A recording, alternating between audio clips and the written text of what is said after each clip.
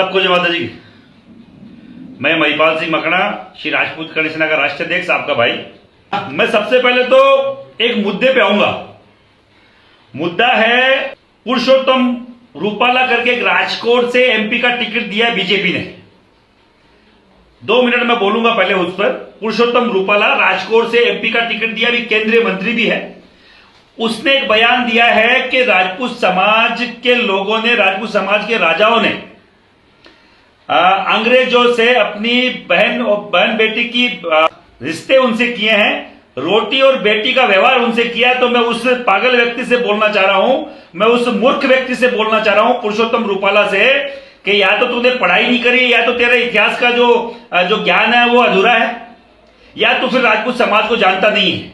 आज तो अगर तेरा नाम पुरुषोत्तम रूपाला है तो कहीं ना कहीं राजपूत समाज के वो लोग हैं, राजपूत समाज के वो रजवाड़े हैं।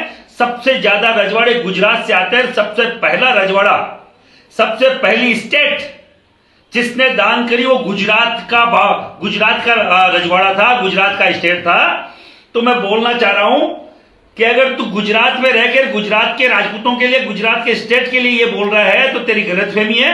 मैं बीजेपी के आला अधिकारियों से, अमित शाह जी से और मैं नरेंद्र मोदी जी से बोलना चाह रहा हूं, अगर राजकोट से ये व्यक्ति चुनाव लड़ेगा तो बाकायदा छाती ठोक के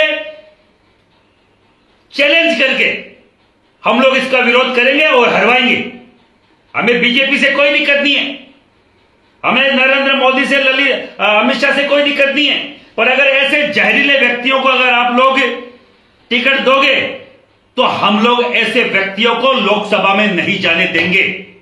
चाहे तुम हमें कुछ भी समझ लेना, चाहे बीजेपी विरोधी समझ लेना, चाहे और कुछ समझ लेना।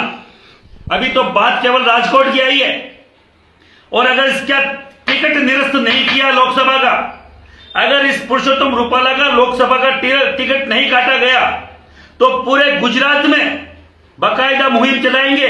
और अगर गुजरात तक नहीं रुकी बात तो पूरे देश में चलाएंगे। जो हमारी बहन बेटियों की बात करते हो, हमें टिकट काट दिया कोई बात नहीं, 25 साल से गुजरात में एक भी एमपी का टिकट नहीं है बीजेपी की तरफ से।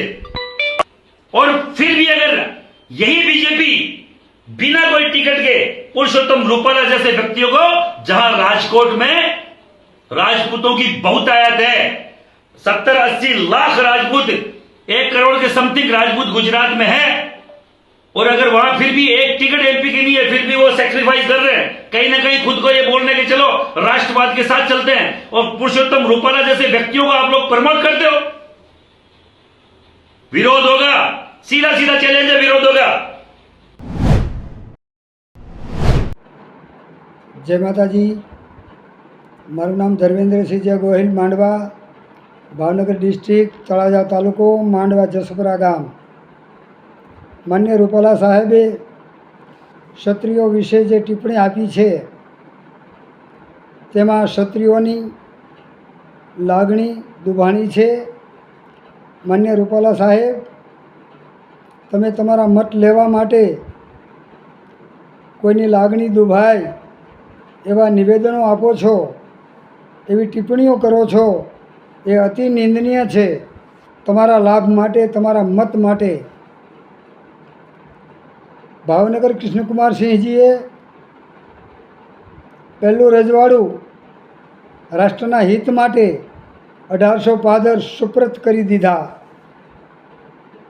1800 પાદર તો સુપ્રત કર્યા, પણ જે રાણી સાહેબાનો જે કરિયાવર હતો, દાયજો હતો, એ પણ એણે રાષ્ટ્રના હિત માટે આપી દીધો। એ તમને ખ્યાલ હશે, નો ખ્યાલ હોય તો ખ્યાલ કરજો।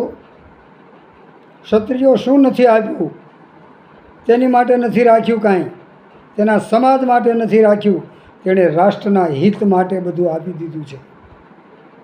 સોમનાથની સખા હોય, હમીરજી ગોહિલ હોય, જેના માથા પડી ગયા ને ધડ લડ્યા, એના ઇતિહાસ છે।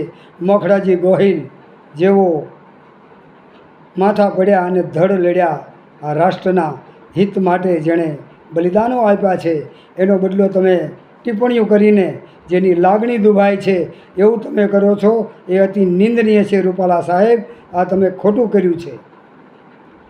આનો અમે જવાબ તમને ચૂંટણીમાં જરૂર આપશું। કોઈની લાગણી દુભાય એવું તમારે બોલાય નહીં. તમે કેબિનેટ મંત્રી અને તમે શિક્ષક છો, તો આ લાગણી અમારી બહુ દુભાણી છે અને આનો અમે સખ્ત વિરોધ કરીએ છીએ અને ચૂંટણીમાં અમે તમારી વિરુદ્ધમાં કામ કરશું. આજ રોજ દોતીવાડા તાલુકા જાગીરદાર સમાજના તમામ ગામોમાંથી અમે બધા યુવાનો વડીલો સાથે ભાજપના કેન્દ્રીય મંત્રી શ્રી પુરુષોત્તમ રૂપાલાજીએ ક્ષત્રિય સમાજ વિશે અને રાજા મહારાજા વિશે જે અપમાનજનક ટિપ્પણી કરી છે, સસ્તી પ્રસિદ્ધિ મેળવવા માટે થઈ અને કોઈ સમાજને ટાર્ગેટ કરી અને આ હલકા નિવેદનો આપી અને આવા પીઢ નેતાઓ જો આવી ભૂલો કરતા હોય તો સમગ્ર સમાજ ક્ષત્રિય સમાજ વતી અમે આ નિવેદનને સખ્તપણે વખોડી કાઢીએ છીએ. ક્ષત્રિય સમાજ વારંવાર અપમાનોનો ભોગ બનતો રહેલો છે, છતાં અમે અમારી ખુમારી, અમારી ક્ષમાશીલતાને ધ્યાનમાં રાખી અને અમે શાંતિપૂર્ણ રીતે આજે મામલતદાર સાહેબને આવેદનપત્ર પાઠવી અને રજૂઆત કરીએ છીએ કે હવે પછી જો કોઈ પણ આવી રીતે ક્ષત્રિય સમાજને ટાર્ગેટ કરવામાં આવશે તો અમે સહન નહીં કરીએ. અને અમારી જે ઉદારતા છે, અમે અખંડિત ભારત માટે અમારા જે રાજા મહારાજાએ રજવાડા જે સહર્ષ અને દાન કર્યા અને ભારતના બંધારણને અનુરૂપ અમે બધા આના વારસદારો પણ અમે સમાજમાં પ્રજામાં ભળી અને અત્યારે સંવિધાનની રીતે કાયદાકીય રીતે જીવી રહ્યા છીએ, છતાં અમને વારંવાર અપમાનિત કરીને ટાર્ગેટ કરવામાં આવે છે. તો હવે કાન ખોલીને આવા હલકા નેતાઓ સાંભળી લે કે અમે હવે પછી કોઈ પણ આવા હલકા નિવેદનને સહન નહીં કરવામાં આવે અને જડબાતોડ જવાબ માટે અમારા યુવાનો અને અમારો સમાજ, સમગ્ર સમાજ તૈયાર છે. હવે પછી તૈયારી રાખજો સહન કરવાની. આવનારા સમયમાં હવે પછી કોઈ પણ આવા હલકા નિવેદનો આવશે તો અમારો સમાજ સહન કરવા નહીં સહન કરે. અસ્તુ. ભારત માતા કી જય. ક્ષત્રિય સમાજ શક્તિશાળી મજબૂત સમાજ છે, સંગઠિત સમાજ છે અને રૂપાલા સાહેબને જે કાંઈ સમાજના આગેવાનોના ફોન આવ્યો હોય ઉપરથી રૂપાલા સાહેબ સમજી ગયા હોય કે મારા પગ નીચેથી ધરતી સરકી રહી છે, આ ચૂંટણીની અંદર આ ક્ષત્રિય સમાજ મને ભોય ભેગો કરી દેશે. જેમ વિધર્મીઓને મોગલોને આ ક્ષત્રિય સમાજે ભોય ભેગો કર્યો, એમ ક્યાંક મને ભોય ભેગો કરી દેશે એવી આશંકાને કારણે તાત્કાલિક રૂપાલા સાહેબે માફી માંગવી પડી હોય એવું હું માનું છું. દલિતભાઈ, ચૂંટણીમાં આની અસર કેવી પડશે?